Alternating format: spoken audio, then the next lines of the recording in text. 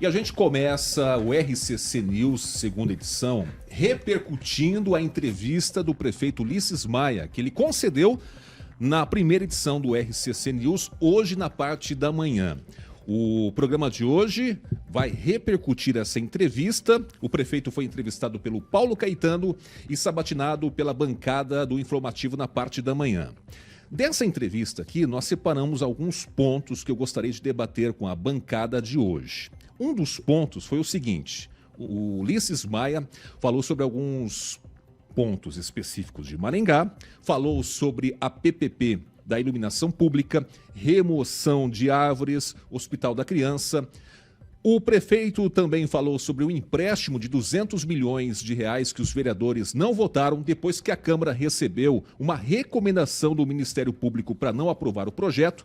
Inclusive, sobre esse assunto, o prefeito Ulisses Maia disse que Maringá precisa do dinheiro para concluir obras importantes aqui na cidade e falou que as fake news atrapalham bastante. Bom, outro ponto também, o prefeito falou sobre o seu futuro político. Ele respondeu que atua como advogado, diz que não pensa em 2026.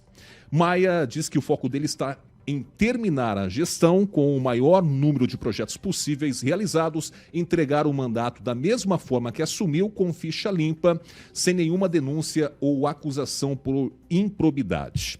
E aí tem mais um ponto também que nós separamos aqui. O prefeito respondeu sobre a possibilidade do Escabora, do MDB, sair e ir rumo ao PSD. Inclusive, há uma corrente dentro do PSD para que a legenda lance candidaturas próprias ao executivo nas principais cidades do Paraná. E sobre este assunto, o jornalista Ângelo Rigon, que também participou dessa sabatina com o prefeito de Maringá, escreveu hoje no seu blog que o Edson Escabora teria um acordo de permanecer no MDB para disputar a prefeitura. Mas agora começa a conversa de que Ratinho Júnior está ouvindo cobranças de que o PSD pode ser o partido, por ser o partido do governador, teria que ter candidato próprio. Inclusive, sobre esse assunto, nós separamos aqui uma fala do prefeito que ele responde, sobre esta indagação. Vamos acompanhar. O líder do partido no Paraná é o governador Ratinho Júnior, que é nosso parceiro, colega de partido, filiei ao PSD a pedido do governador Ratinho. Vários deputados federais, ou praticamente todos os deputados federais do partido, têm manifestado o apoio a nós, e eu tenho conversado com os deputados do partido, que é o deputado Nishimori, que não há nenhum problema, inclusive a esposa dele, a Kemi, será candidata na nossa chapa. Nós temos a vereadora pré-candidata, ela é hoje, o deputado Faur, com quem eu tenho conversado, que é do partido, o deputado Evandro Araújo. Acredito que é uma construção coletiva que está sendo feita e isso tem sido conversado com o governador Ratinho, que tem dado e manifestado o apoio total e incondicional ao partido e à nossa gestão aqui. Tanto é que todos vocês viram que no final do ano o horário do PSD em Maringá usou grande parte da minha participação falando da nossa gestão. Então eu não vejo nenhuma dificuldade quanto a isso e vamos somar mais partidos para ter uma chapa forte para eleger grande número de vereadores e apresentar para a população a proposta que representa o que a gente pensa de gestão, e acredito que é o direito da população escolher. Se ela estiver satisfeita e quiser continuar, vai ter um candidato representando esse estilo, e se ela não quiser, não concordar, vai ter as opções também para mudar. Eu acho que isso faz parte do processo democrático. Mas, por enquanto, não há nenhuma alteração e nenhuma previsão de alteração, não. Mas, com toda certeza, eu e o governador Ratinho Júnior estaremos no mesmo palanque na eleição em Maringá a prefeito, e o candidato terá... Bom, esse foi um trechinho que nós reproduzimos da fala do prefeito de um dos assuntos que ele mencionou aqui na parte da manhã. E eu começo agora com o Calazans, quero ouvir a opinião do Calazans, para saber se o Calazans gostou da entrevista que o prefeito concedeu aqui à Rádio Jovem Pan, e o que ele achou desses assuntos, que a bancada abordou, até porque o prefeito também respondeu algumas perguntas, falou sobre alguns assuntos, mas ficaram muitos outros para trás. Calazans, a sua opinião sobre essa entrevista do prefeito hoje aqui na Rádio Jovem Pan? Eu achei o prefeito um pouco nervoso. Inclusive, pode perceber pela imagem, quem pode acompanhar pela internet, que dá para ver no semblante dele o quanto ele estava nervoso, né? Enquanto estava vermelho, na verdade. Agora, o Ulisses é um cara que domina bem a comunicação, as entrevistas, ele não teme, né, ser pressionado, mas ainda assim achei ele um pouco nervoso. Com relação ao todo, tem uma situação que eu destaco, Oséias, que é referente à situação do empréstimo de 200 milhões, o prefeito falou um pouco a respeito, mas eu já tinha questionado isso aqui na bancada, junto ao Paulo Caetano, por quê? Que quando havia esse debate na Câmara Municipal, não houve ninguém da administração que viesse fazer uma defesa política desse empréstimo e pelo menos explicar para a população qual seria a razão de ser desses 200 milhões de reais. A única pessoa da administração que se pronunciou publicamente na época foi o secretário de Fazenda, e não compete a ele, porque ele fala sobre as questões técnicas, né? A população precisava saber do ponto de vista político, qual que é a importância política.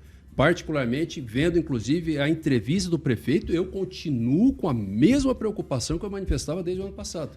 Ou seja, será que Maringá começou obras e não tem dinheiro para terminar? Porque quando a gente faz afirmação, ou pelo menos dá a entender que precisa desse dinheiro para a conclusão de obras, isso causa um certo temor, né, de Maringá em algum momento vir a se tornar um local com obras inacabadas, algo que não é comum da nossa história. Esperamos que não seja assim, né? Mas o fato é que a administração municipal em nenhum momento fez um convencimento da população, uma explicação clara, e a ausência de explicação, a ausência de entendimento sobre para que esse dinheiro seria utilizado foi o que levou à recomendação do Ministério Público para a suspensão, foi o que levou inclusive à movimentação da vereadora Cris Lauer junto ao Ministério Público, que efetivamente isso aconteceu também. Com relação a essa questão do PSD, eu particularmente já tinha conversado inclusive com o vice-prefeito Scabora sobre isso. Não vejo muito sentido, de fato, em que se ter um partido tão grande como o PSD, o partido do prefeito, o partido do governador, e o PSD não ser protagonista na chapa. E a única forma que o PSD poderia ser protagonista de uma chapa na cidade de Maringá era lançando o candidato a prefeito. Não vejo muita lógica do ponto de vista da estruturação política, né, o PSD não ter um candidato próprio. E para encerrar, eu conversei nesse final de semana com um protagonista, com um ator político, eu não vou preservar o nome dele aqui, mas muito importante na cidade, já foi candidato, foi deputado, enfim, né, uma pessoa bastante relevante aqui na cidade de Maringá. E ele estava me comentando exatamente isso comigo, que inclusive ele acompanhou algumas conversas junto ao governo do estado, no sentido de que tem havido sim uma pressão por parte vindo do Palácio, do governador, para que o PSD tenha candidatura própria em Maringá, sim. Ô Calazan, só para concluir aqui o assunto, só me responde se sim ou não. Então há uma possibilidade muito grande, na sua opinião, do vice sair do partido que ele está para ir para outro partido, ou você acha que o partido, o governador, deve lançar um outro candidato? Eu acho as duas coisas. Eu acho muito provável que, havendo a possibilidade de o PSD lançar um outro candidato, que o vice-prefeito, o professor Edson Scabora, passe sim para o PSD. E acho que, se ele fizer isso, é um movimento estratégico importante para a candidatura dele. Muito bem. Deixa eu ouvir agora a Regiane e perguntar para ela que acompanhou também a entrevista do prefeito Ulisses Maia hoje aqui na Rádio Jovem Pan. Na sua opinião, o prefeito conseguiu responder com clareza as perguntas e as dúvidas, inclusive dos internautas, Regiane? Bom, quem acompanhou pela manhã pôde ver que através do chat tinha muita interrogação dentro das respostas. O que responde claramente a sua pergunta não conseguiu. Acho que o prefeito tentou colocar a posição realmente dele, da prefeitura, das ações tomadas, mas se a gente sai pelo lado de fora, dá uma olhada na cidade, vê que não é bem assim o que está acontecendo, né? O que acaba entrando, soando até meio errado, né? Quando a gente ouve ele falando ali, eu esperava que realmente ele desse algumas explicações mais coerentes, entendeu? E não dizer, por exemplo, que estão caindo mais árvores pela ação do tempo, única e exclusivamente, né? Mas as árvores estão tá parando de cair árvore porque já caíram um monte. Então, né, você começa a entrar num debate mental em relação ao que você ouve, ao que você vê. E essa história dos 200 milhões ali foi justificado com fake news, né, Calazans? Que não sei se foi exatamente isso, né, o que aconteceu, do que a gente trouxe aqui, mas pelo que foi dito por ele hoje pela manhã, que as fake news atrapalharam essa ação dos 200 milhões. Olha, Ele veio aqui e cumpriu o que ele tinha que fazer, dar a posição dele, né? Agora cabe a gente aí que está em casa, que vive aqui, fazer justamente o que ele falou ali, escolher, observar e ver se vale a pena para frente. Porque não tem sentido, desculpa, né? Não sei se tem tempo, não vejo muito sentido essa história de fake news, porque a responsabilidade é da administração municipal em fazer o esclarecimento com relação às obras. O que se esperava do ponto de vista, inclusive, da legalidade, é que a justificativa com relação ao dinheiro constasse do próprio projeto de lei.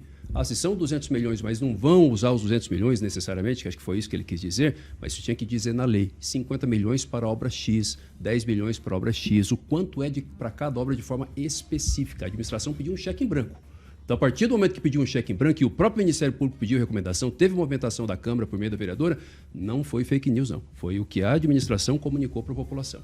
Tá certo. Victor Ramalho, você gostou da entrevista do prefeito Ulisses Maia aqui na Rádio Jovem Pan? Você acha que algum ponto ficou sem muito esclarecimento ou não?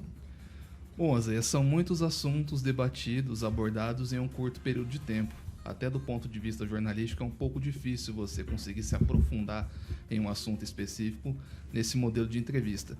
Com relação ao projeto de 200 milhões, né, que são os pontos que os colegas de bancada citaram aqui, assino embaixo que os dois colegas comentaram, né, acho que faltou um pouco de defesa política sim ao projeto quando ele começou a tramitar na Câmara, e acrescento ainda a questão de que ele começou a tramitar muito tarde. Por que esse projeto, se ele era tão importante, por que ele não foi sugerido mais cedo, né, no expediente legislativo?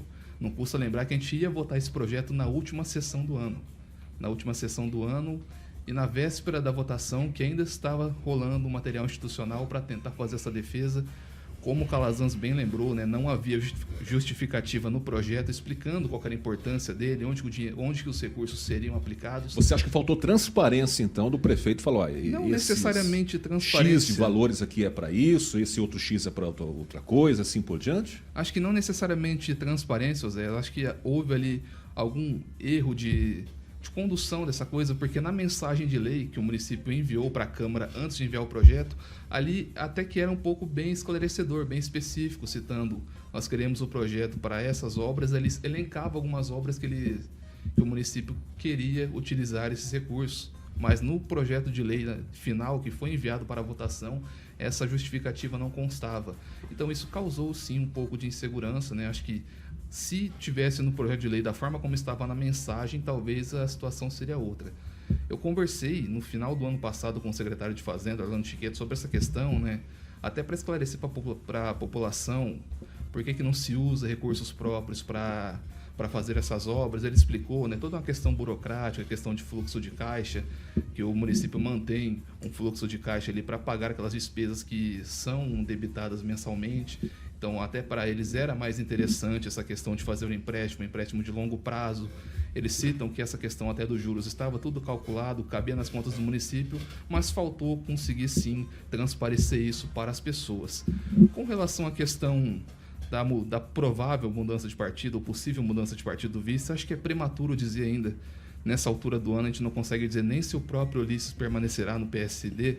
No ano passado houve toda aquela questão de uma possível mudança dele para o PSB, que hoje aqui na cidade tem 3 secretários municipais dentro do seu escopo municipal, então tem toda essa questão também.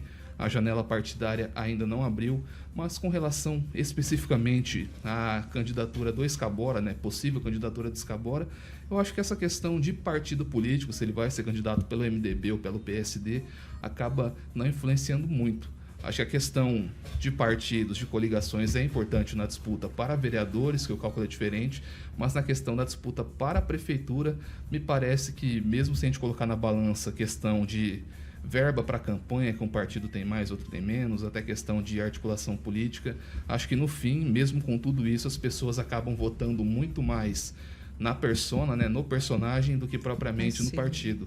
Então acho que essa questão passa por aí. Certo. Ô Victor Ramalho, bom, estamos em ano eleitoral, né? E como diz o Calazans, faz parte do jogo, né, Calazans? Isso tudo, essas mudanças, às vezes, estratégias, mudanças das pedras, o tabuleiro e assim por diante.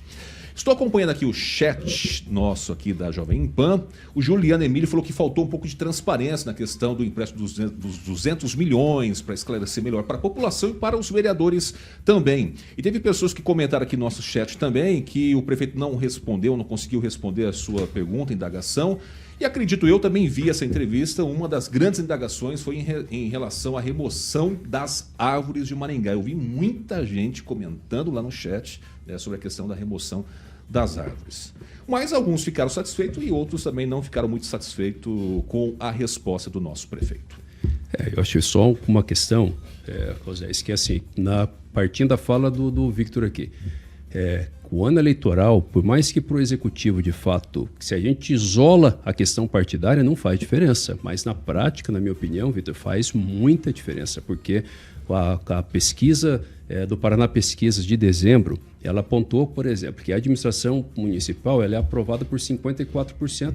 Dentro da margem de erro, a gente cai quase para 50%, ou seja, quase 50% não aprova, enquanto o Ratinho Júnior tem uma aprovação em Maringá de 66%.